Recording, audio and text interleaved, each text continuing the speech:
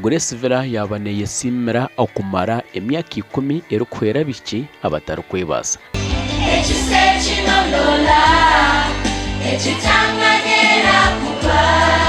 Biishopu Magyezi nagira ngo abana n'ebiconjo kuruga aha ruhanga kandi bashemerire kukwatwa kurungi. Wants them to have hope, and that's why he now shows. That's how much he can show about the love he has for children. Aha mukoro nugugumwe batongoza ehuriyo kombeka omwanya go gukoramo emyoga ogubarirwe biliyoni 3 eza Uganda.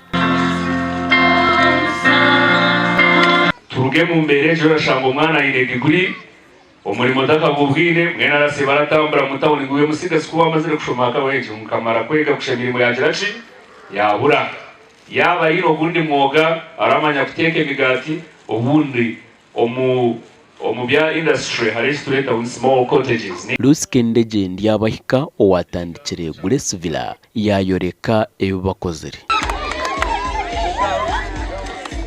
So we've had over 400 people pass through our home, and of these are children who are at risk, and I won't go into great detail because I think you all understand.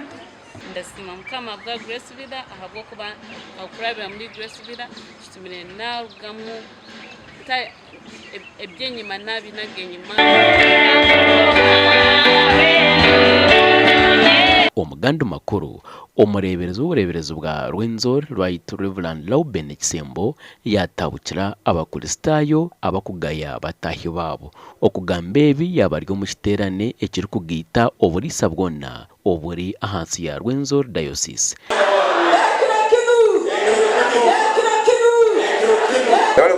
Waziri betoli ole kurangwa akona waziri ole wamani muno nangwa no musomesa nawe wamani na chachone kusimole kanisa nawe wamani simarhanga isito murorerezi obwatuletire joint fellowship eno kutandikira nyantumu kandi saba nebikaro byona biragendwamu abantu barhanga bayongere kujunu. Ekiterane eki cyaba kiri cyo kubanza kuya COVID-19 ebarukaho. Rundo ruterano rurorerezi bwona isito muruhanga murorerezi wa Rwenzori Right Reverend Lauben Kisembo wabayiro mugambi umukuru. Ekiro kinu netibagambira mukoleki mukakusanya kuli harubajo kajunu.